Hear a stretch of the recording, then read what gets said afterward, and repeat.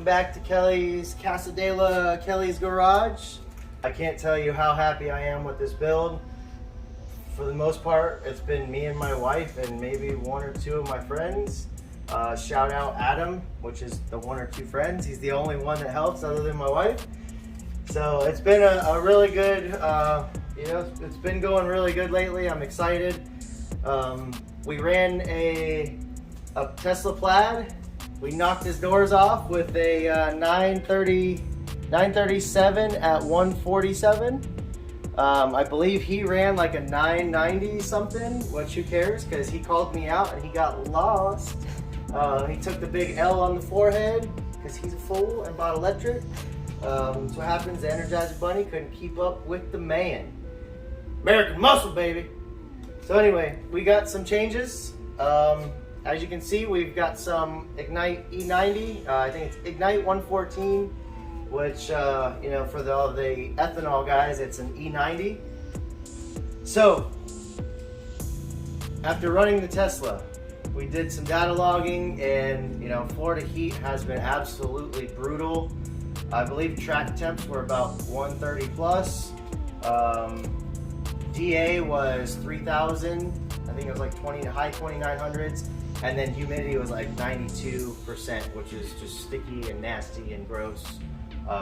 Shout out Icy Breeze, because that's what kept like my wife and the kids, somewhat okay in this heat. So sent the logs over to Mr. Z.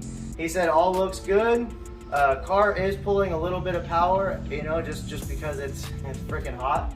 So that's where this BMR ice tank comes in. Right here, and then if you know what this is, then you know. And if you don't know, it's an FI Interchiller.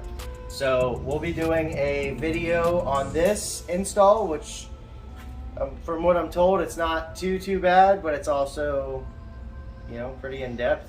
I figure if I can figure out all the bugs with the stupid throttle body and the nitrous wiring and all this stuff, I can figure this thing out.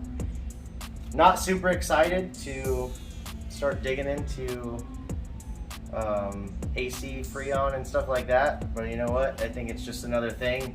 It's just a car, and we'll get it figured out. So we're gonna go ahead and put this FI Interchiller on. We did get the Stage 2 kit. Thank you, Kurt.